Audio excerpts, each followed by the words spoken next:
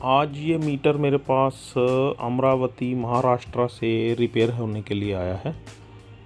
आज हम इसको रिपेयर करके आपको दिखाएंगे। ये पल्सर का मीटर है और कस्टमर ने जो है वो खोल के ही मेरे को मीटर भेजा है। इसका एक तो डिस्प्ले जो है वो पूरा जला हुआ है। मैं आपको इसको कनेक्ट करके और मशीन के साथ लगा के चेक करके दिखाता हूँ। तो डिस्प्ले के ऊपर कुछ नहीं आ रहा है, क्रैक्ड है डिस्प्ले, और इसके 2-3 जो इंडिकेटर हैं वो भी प्रॉपरली काम नहीं कर रहे हैं। तो उसको भी आज हम रिपेयर करना सीखेंगे।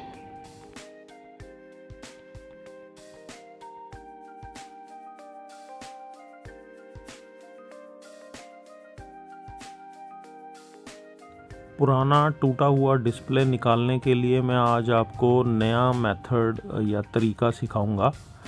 अगर डिस्प्ले पहले से ही टूटा हुआ है तो उसको डीसोल्डरिंग करने में मेहनत नहीं करनी है।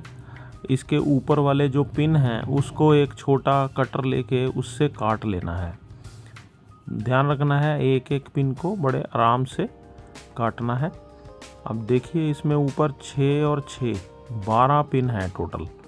तो आपको सिर्फ ये 12 पिन को जो है वो ऐसे कटर की हेल्प से काट लेना है। उसके बाद ये जो डिस्प्ले है ऊपर से लगभग फ्री हो जाएगा। अब कटर से जो इसका गम है, जो इसमें सिलिकॉन गम है, इसको हम कटर से ऐसे कट कर लेंगे और चारों तरफ से कटर घुमा के इसका जो गम है वो काट लेना है। इसका एक पिन रह गया है, ये देखिए। जैसे ही ये कट जाएंगी सारी पिन तो डिस्प्ले ऊपर से उठ जाएगा। तो आपको ये ध्यान रखना है, जो इसके नीचे एक डिफ्यूज़र रहता है वो ना कटे। तो ऐसे करके जो है डिस्प्ले को 10, 12, 15 बार हिला के उससे जो इसकी दूसरी तरफ की 20 पिन है वो अपने आप टूट जाएंगी। जब हम इसको बार बार हिलाएंगे, थोड़ा सा खींच के देखिए, अगर आ जाता है बाहर तो ठीक है। अगर बाहर नहीं आता डिस्प्ले तो थोड़ा सा उसको और 2-4 बार अप एंड डाउन हिलाकर इसको ऐसे खींच के निकालने की कोशिश कर लेंगे। देखिए डिस्प्ले जो है कितनी आसानी से बाहर आ गया।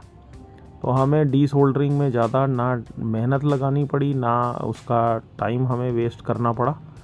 ये इसका ध्यान रखना है, ये वाइट शीट जो है ये लाइट डिफ्यूज़र है, ये डैमेज नहीं होनी चाहिए। अब हम इसका जो ऊपर का प्लास्टिक का कवर है जिसमें डिस्प्ले फिट रहती है, ये बाहर निकाल लेते हैं। इसमें 2 हुक होते हैं, हुक खोलेंगे ये आराम से बाहर आ जाएगा। ये देखिए खांचा बाहर आ गया है। डिस्प्ले की टूटी हुई पिन्स जो हैं वो अभी भी मदरबोर्ड में ही फंसी हुई हैं।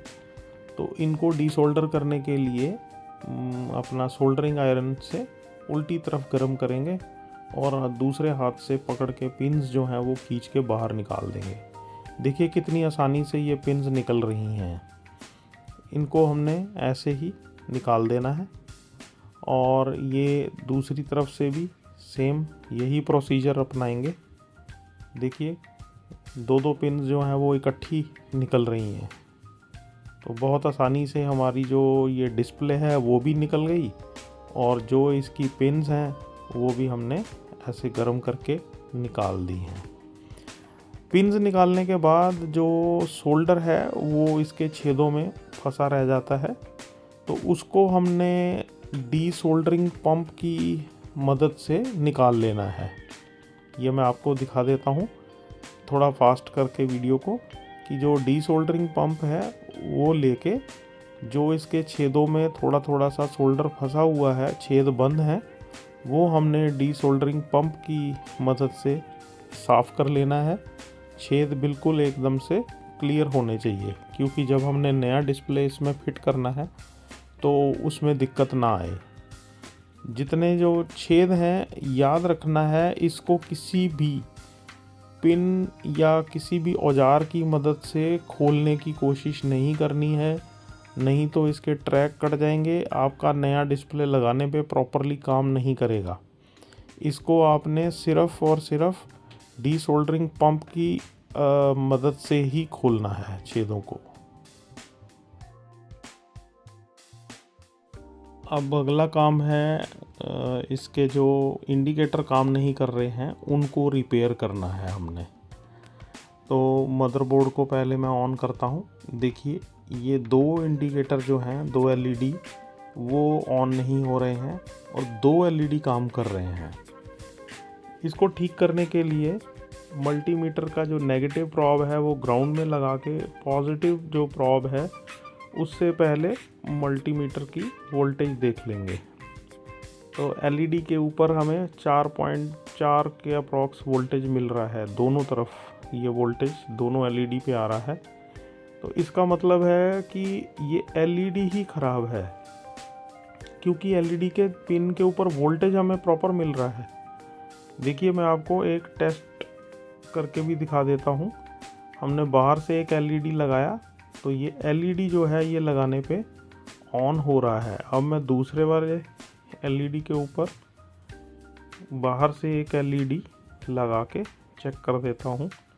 ये पहले वाले पे फिर से लगा के देखते हैं। ये देखिए वो एलईडी नीचे का जो बोर्ड में लगा है वो नहीं ऑन हो रहा और ये एलईडी जो हाथ में है ये ऑन हो रहा है। अब ये दूसरे वाले पे लगा रहे हैं तो देखिए ये एलईडी भी ऑन हो रहा है। तो इससे सीधा ही हमें क्लियर हो गया कि ये जो दोनों एलईडी हैं यही ख़राब हैं, बाकी सर्किट ठीक है। तो हमें ज़्यादा इसमें कुछ नहीं करना है, सिर्फ सोल्डरिंग आयरन से ये जो दोनों एलईडी हैं ये पुराने एलईडी निकाल के इसको चेंज करके इसकी जगह पे नए एलईडी लगा देने हैं और फिर हम चेक कर लेंगे। एक ध्यान रखना है एलईडी लगाते हुए, क्योंकि जो ये एलईडी है ये भी एक डायोड है, लाइट एमिटिंग डायोड एलईडी। तो जो डायोड होता है उसके हमेशा जो दो टर्मिनल होते हैं, एक पॉजिटिव होता है एक नेगेटिव होता है। जो पॉजिटिव है उसको एनोड बोलते हैं, जो नेगेटिव है उसको कैथोड बोलते हैं। तो ये जब एलईडी आपने इसमें लगाना है तब ध्यान रखना है कि एलईडी अगर हम उल्टा लगा देंगे तो वो ऑन नहीं होगा। तो पॉजिटिव साइड में पॉजिटिव लगना चाहिए एलईडी का और नेगेटिव साइड में नेगेटिव लगना चाहिए। ये देखिए मेरे पास ब्लू कलर के ढेर सारे एलईडी हैं। अगर आप अपने मीटर में मॉडिफिकेशन करना चाहते हैं तो आप ये एलईडी भी मेरे से ऑर्डर कर सकते हैं। ऊपर दिया गया जो व्हाट्सएप नंबर है इस पे आप मेरे को मैसेज करके चाहो तो डिस्प्ले, ये देखिए ये ग्रीन कलर में एलईडी है, ब्लू कलर में भी हैं, इस तरह के 5 कलर के एलईडी जो है वो मेरे पास अवेलेबल हैं। तो देखिए ये एलईडी जो है इसमें से भी हम एक एलईडी काट के अलग कर लेते हैं, क्योंकि हमें मीटर के अंदर 2 एलईडी की ज़रूरत है। तो दोनों जगह पे जो है वो एलईडी अभी हम सोल्डरिंग करेंगे। एक ग्रीन एलईडी लगेगा जो लेफ़्ट राइट इंडिकेटर के लिए है और एक ब्लू एलईडी लगेगा जो हाई बीम के लिए है। तो पहले हम एलईडी को बाहर निकाल लेते हैं और फिर इसको लगाते हुए सीधा ही हम इसको सोल्डर नहीं करेंगे। पहले हम इसको चिमटी के साथ पकड़कर इसके ट्रैक के ऊपर रख के और मीटर को पावर ऑन करके चेक कर लेंगे कि जो एलईडी है वो किस तरफ से रख के जलता है, क्योंकि अगर ये जलेगा नहीं तो इसको फिर उल्टा करके आपने इसका पॉजिटिव नेगेटिव चेंज करके देखना है। मुझे तो मालूम है कि इसका कौन सा पॉजिटिव है कौन सा नेगेटिव है, इसलिए मैंने उसको वैसे ही रखा है। तो अगर आपको मान लीजिए ना पता चले कि इसमें कौन सा पॉजिटिव है कौन सा नेगेटिव है तो इसको उल्टा करके भी लगा के देख सकते हैं। तो ये हमारा एलईडी चल रहा है, तो अब इसको मैं पक्की तरह से सोल्डरिंग कर देता हूँ बोर्ड के ऊपर।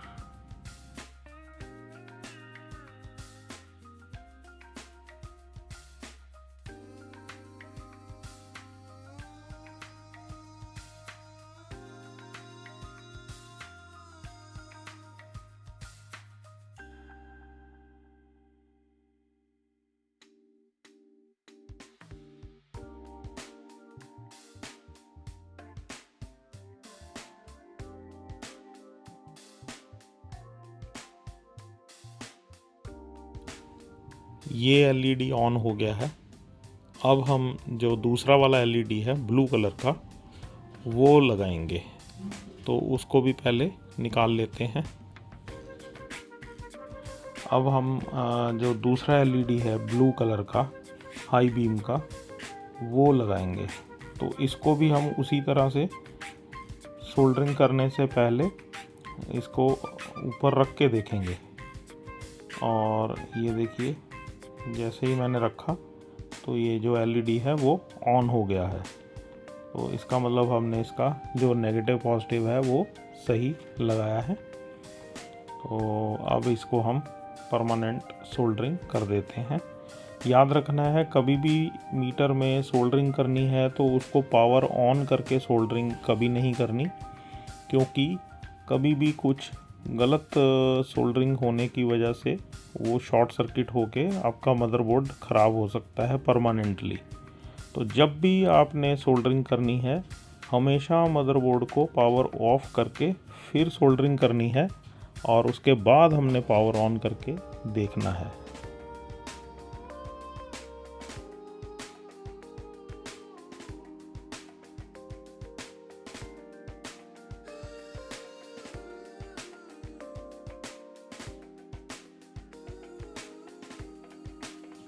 ये बीच वाला एलईडी भी कुछ थोड़ा सा फ्लिकर कर रहा था, तो मुझे डाउट है कि शायद ये भी ख़राब ना हो या आने वाले टाइम में थोड़े दिनों बाद ख़राब हो जाए। तो हम अभी इसको भी चेंज कर लेते हैं लगे हाथ, क्योंकि बाद में अगर ये ख़राब हो गया तो फिर इसके लिए हमें बहुत दिक्कत होगी चेंज करने में। तो अभी तो हमने पूरा मीटर खोला हुआ है, इसलिए ये जो एलईडी है इसको भी हम चेंज कर लेते हैं। ये भी ग्रीन कलर का है, इसको भी हम सोल्डरिंग करके फिक्स कर देते हैं, और फिर हम मीटर ऑन करके पूरे एलईडी इसके ऑन करके चेक करेंगे कि हमारा मदरबोर्ड बिल्कुल ओके हो गया है। देखिए, चारों एलईडी पूरे ग्लो कर रहे हैं। डिस्प्ले के नीचे की जो लाइट है, बैक लाइट, वो भी प्रॉपर काम कर रही है। अब हम इसके ऊपर डिस्प्ले रख के सोल्डरिंग करने से पहले चेक कर लेते हैं कि जो हमारी डिस्प्ले है वो पूरी काम कर रही है, उसमें तो कोई प्रॉब्लम नहीं है ना। तो डिस्प्ले हमारी पूरी काम कर रही है। इस मीटर में एक प्रॉब्लम और दिख रही है कि जो इसकी ओडोमीटर रीडिंग है वो 99999 होके रुक गई है। मतलब ये लगभग आपका 99,999 किलोमीटर, लगभग 1,00,000 किलोमीटर जो है वो चल चुका है। तो मैं आपको इसकी प्रॉब्लम समझाता हूँ। देखिए, मीटर को मैंने स्पीड जो है 199 किलोमीटर पर आवर कर दी है, और जो इसका ट्रिप वाला है वो आप देखो वो रीडिंग बढ़ रही है। मैंने इसको सर्कल में दिखा दिया है जो 1,00,000 किलोमीटर है। तो यहाँ से जो ट्रिप रीडिंग है वो बढ़ रही है, वो 2 किलोमीटर हो गई, अभी ये 3 किलोमीटर भी हो जाएगी। लेकिन जो 99 वाली फिगर है वो आगे नहीं बढ़ रही, वो ना तो 1,00,000 हो रही है, ना उसके ऊपर जाके वो 0 हो रही है। तो ये प्रॉब्लम जो है आ जाती है डिजिटल मीटर में। जब ये 1,00,000 किलोमीटर के आसपास चल जाता है तो मीटर अपने आप रीसेट नहीं होता, ना तो वो 1,00,000 के आगे जाता है और ना ही वो अपने आप 0 होता है। तो मैंने इसको जो है रीसेट कर दिया है। अब डिस्प्ले भी सोल्डरिंग कर दी है। देखिए, अब 0 किलोमीटर पे मीटर है हमारा। डिस्प्ले प्रॉपर काम कर रही है, चारों एलईडी भी सही से काम कर रहे हैं, इसका स्पीड वाला भी सही दिखा रहा है मीटर, आरपीएम का कांटा भी सही चल रहा है। तो ये मीटर जो है हमारा बिल्कुल ओके हो गया है। चारों एलईडी ठीक हैं, ट्रिप बटन भी सही काम कर रहा है। देखिए, ट्रिप 1, ट्रिप 2। तो ये मीटर हमारा आज ओके हो गया, बिल्कुल सही से काम कर रहा है, सारे फंक्शन इसके काम कर रहे हैं। अब मैं आपको इसका फ्यूल लेवल जो है वो चेंज करके दिखाता हूँ। देखिए, ये हाफ लेवल पे है, ये मैंने मशीन से फ्यूल लेवल कम कर दिया है। मीटर ऑन करेंगे ऑफ करके, तो देखिए फ्यूल लेवल बिल्कुल 1 पे आ गया है, लो पे, और साथ में ये जो है फ्यूल वाली लाइट भी ऑन हो गई है।